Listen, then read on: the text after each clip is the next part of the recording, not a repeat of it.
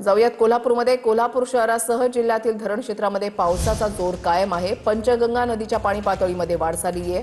पंचगंगा नदीची पाणी पातळी 14 फूट 2 इंचांवर गेली आहे। कोल्हापूर जिल्ह्यामधील 3 बंधारे पाण्याखाली गेलेले आहेत। कोल्हापुरातील शिंगणापूर बंधारा हा ओव्हरफ्लो झालेला आहे। भूषण पाटील आमचे प्रतिनिधी या संदर्भातली अधिक माहिती देतील। भूषण,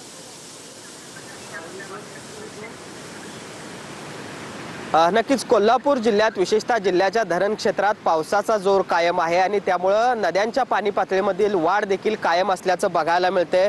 सध्या पंचगंगा नदीची पाणी पातळी जवळपास 14 फुटांपर्यंत जाऊन पोहोचलेली आहे। गेल्या 24 तासात या पाणी पातळीमध्ये 2 फुटांची वाढ झालेली आहे आणि त्यामुळे या पंचगंगा नदीवर असणारे जवळपास 3 बंधारे जे आहेत ते आता पाण्याखाली गेलेले आहेत। मी आता आहे शिंगणापूर बंधाऱ्यावर आणि इथली दृश्य आपण बघू शकतो की गेल्या 3 ते 4 दिवसापासून जो काही पाऊस सुरू आहे त्यामुळे हा शिंगणापूर बंधारा जो आहे तो पूर्ण पाण्याखाली गेलेला आहे आणि याच बंधाऱ्यावरून धोकादायकरित्या वाहनधारकांची वाहतूक देखील सुरू असल्याचं आपल्याला बघायला मिळते। आपण बघतोय जीव मुठीत धरून अक्षरशः हे वाहनधारक जे आहेत ते या बंधाऱ्यावरून वाहतूक करत असताना आपल्याला बघायला मिळत आहेत आणि अशाच पद्धतीने जिल्ह्यातील आणखी 2 बंधारे देखील पाण्याखाली असल्याचं बघायला मिळते। अजूनही पावसाचा जोर धरण क्षेत्रात मध्ये कायम आहे आणि त्यामुळे या नदीच्या पाणी पातळीमध्ये अजूनही वाढ होण्याची शक्यता आहे आणि त्यामुळे संध्याकाळपर्यंत आणखी 3 ते 4 बंधारे पाण्याखाली जातील अशा पद्धतीचा अंदाज आहे तो वर्तवला जातो आणि त्या दृष्टीने जिल्हा प्रशासनाकडून वाहतूक मार्गात बदल करण्याचे नियोजन जे आहे ते सुरू असल्याचं बघायला मिळते आणि त्यामुळे एकूणच आपण बघतोय गेल्या अनेक दिवसापासून या सगळ्या दमदार पावसाची अपेक्षा कोल्हापूरकरांना होती आणि त्या पद्धतीने